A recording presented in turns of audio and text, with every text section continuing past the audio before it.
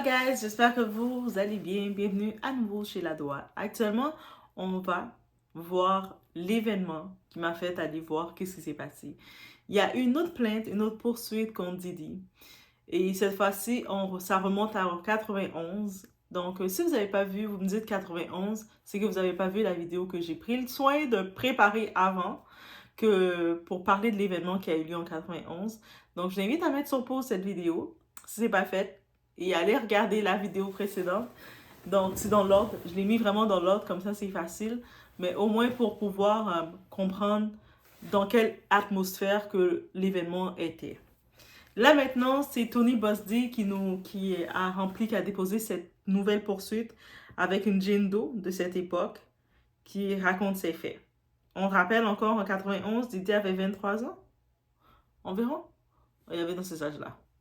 Donc, it's about everything, guys. On y va sans perdre.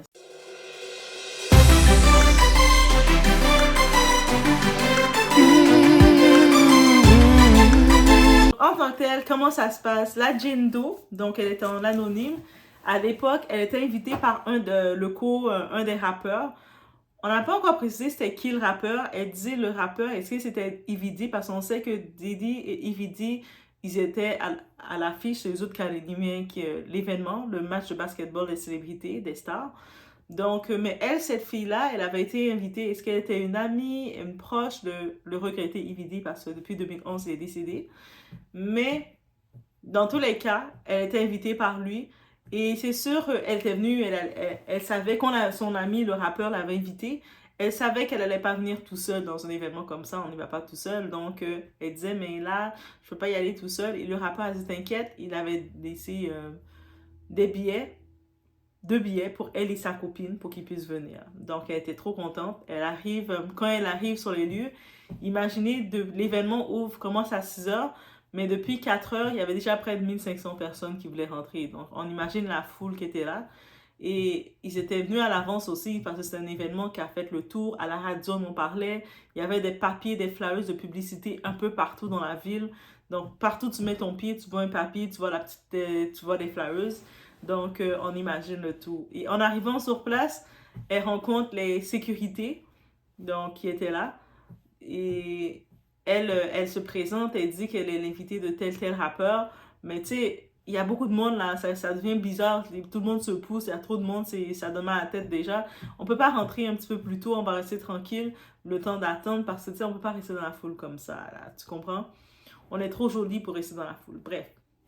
Et là, les gars de sécurité, mais ils l'ont assisté, ils les ont laissé rentrer. Il a été gentil, il a fait, ah ben oui, c'est vrai, t'inquiète. Ok, t'es l'ami d'un tel?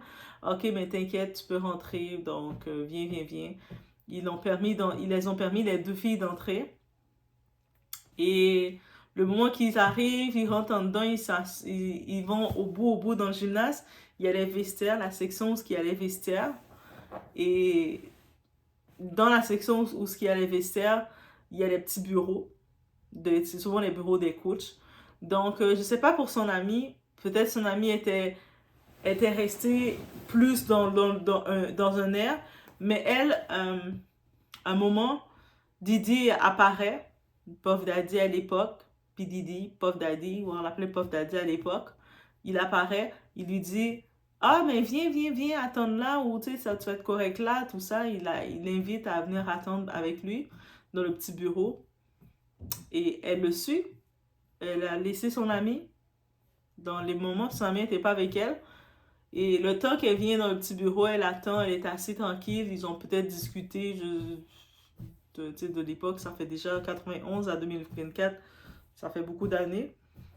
Et à un moment, Didi est allé, il se promenait, il arrangeait les choses. Il est venu avec un cup, un verre en plastique. Et puis il a dit, ah mais tu sais, tu peux boire, c'est du coca. Et elle a pris le coca, elle a bu, elle était sûrement en zone de confiance. Et quand elle commence à boire le coca, elle commence déjà à se sentir bizarre. Elle est comme, tu sais, t'es sûr c'est du coca? Elle se sent déjà bizarre à partir de ce moment. Et quand elle commence à se sentir bizarre, elle essaie vite de se lever pour aller rejoindre son ami parce qu'elle ne se sentait pas bien. Et lui, pendant ce temps-là, Didi, ben, il commence à se toucher lui-même. Il se touche son propre corps bizarrement. Il se touche, littéralement. Et elle trouve ça bizarre. Elle dit, mais je vais d'ici, toi, t'es pas normal. Mais elle avait les substances qui étaient dans le verre, parce que clairement qu'il y avait des substances. Lui, en fait, elle avait même pas le contrôle déjà de son corps. Mais lui, il en a profité. Il l'a immobilisé sur le sol. Et puis là, il commençait, au-delà qu'il se touchait déjà, il commençait à la toucher maintenant. Il s'est pris, il était sur elle. Et il a fait qu'est-ce qu'il devait faire. Fait qu'est-ce qu'il devait faire. Et suite à ça, mais il a retiré les vêtements et puis il a fait qu'est-ce qu'il devait faire. Vous imaginez déjà. Et suite à ça, elle a, elle s'est rhabillée. Et puis elle était comme paniquée, était en mode, mais je vais tout dire au rappeur. Tu sais, le rappeur qui l'a invité, c'est son ami quand même. Elle a dit, je vais tout lui dire. Puis il va régler ça pour toi.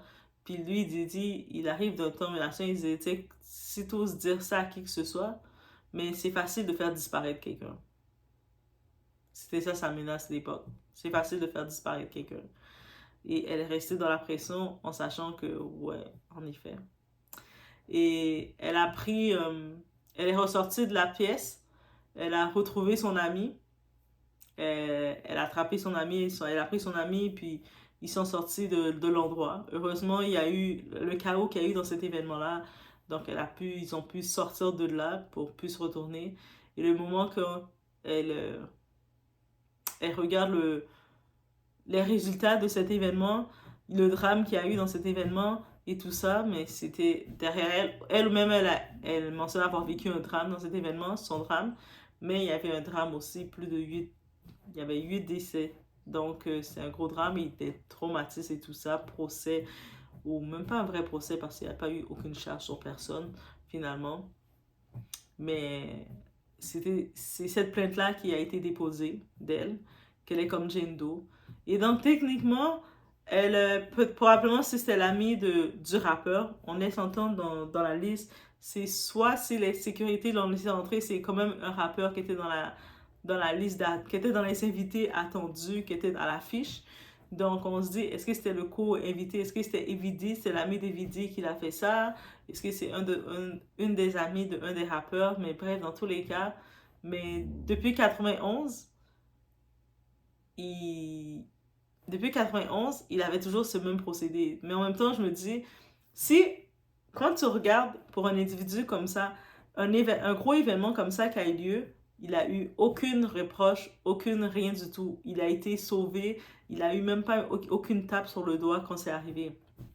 Bien sûr que ça donne du courage. Un événement comme ça arrive, il y a eu près de 8 morts. T'as fait du mal comme ça à une femme. T'as fait plein de choses comme ça et t'as rien eu. Ça te rend puissant. Là, tu te dis que rien va jamais m'arriver. Et ça, c'est dans cette mentalité-là qui peut être. Donc, c'est cette nouvelle plainte-là qui a été ajoutée dans son dossier. Et les événements sont clairs. C'est des événements concrets qui ont eu lieu. C'est vraiment un événement qui a eu lieu, qui est là, qu'on peut aller regarder sur Internet, qu'on aime, qu'on ne l'aime pas. On a accès à voir l'événement qui a eu lieu là, cette tragédie. Il y a réellement des familles jusqu'à maintenant qui sont encore dans le deuil et dans l'impuissance parce que dites-vous que quand il n'y a pas eu de justice pour la personne que tu as perdue, mais tu as toujours le sentiment d'inachevé qui reste en toi. Tu vois la personne qui était le commanditaire de quelque chose aussi grave, ben, il a fait 20 ans à régner dans le domaine, à être une grande star, alors que toi, tu n'as pas ce souvenir de star de toi. Ça reste une petite amertume. Et voilà. Donc, c'était cette nouvelle plainte qu'on ajoute pour notre très cher Didi. Donc, je vous laisse sur ce. Faites attention à vous.